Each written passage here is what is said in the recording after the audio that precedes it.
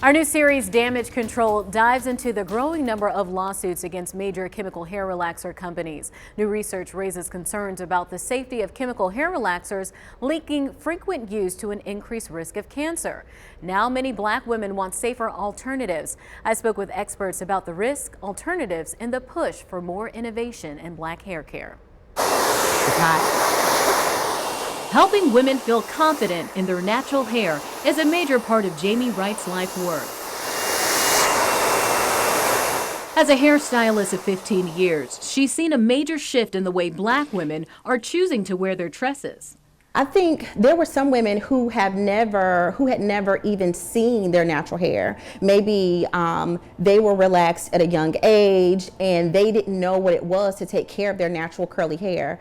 It was her own natural hair care journey that inspired her to help women understand their hair type and what it needs to stay healthy. I think as it has become more mainstream and more acceptable to see curly hair and natural hairstyles, women are more curious about what does that look like for me? How do I wear my natural hair, and how am I able to embrace that?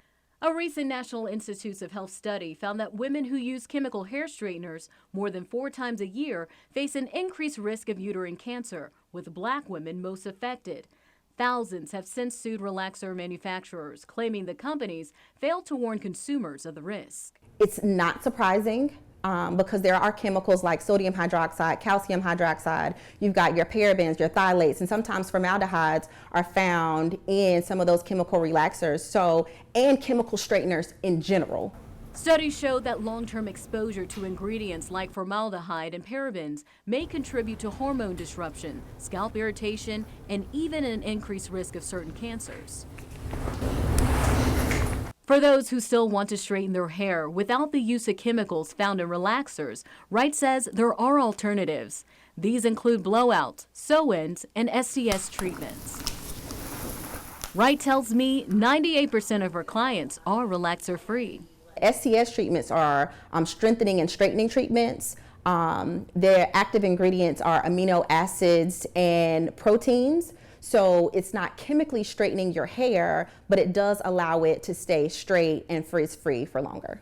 Dr. Amy McMichael is a professor of dermatology at Wake Forest School of Medicine.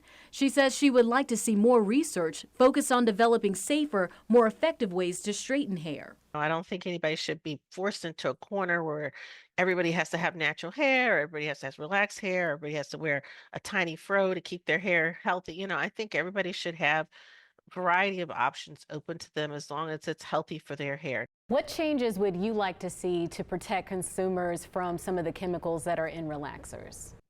Well, I'd like to see some of the cosmetic companies really step up to the plate and start to look at the hair shaft in a way that maybe is revolutionary.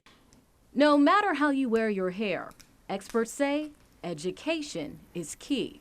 Do you think the recent research will lead to a complete decline in people using relaxers, or do you think some people will continue to use them despite the risk? I think relaxers aren't going anywhere. The biggest thing that I want viewers to take home with them is education. Natural hair education, or education about your hair, is so essential in order to be able to maintain, grow, and have the healthiest hair of your life. I'm pink curling your hair. All week on WFNY News 2 mornings at 9 a.m. Hear from plaintiffs, stylists, and medical experts about the possible risk of hair relaxers, the lack of regulation, and the alternatives women are turning to. We'll be right back.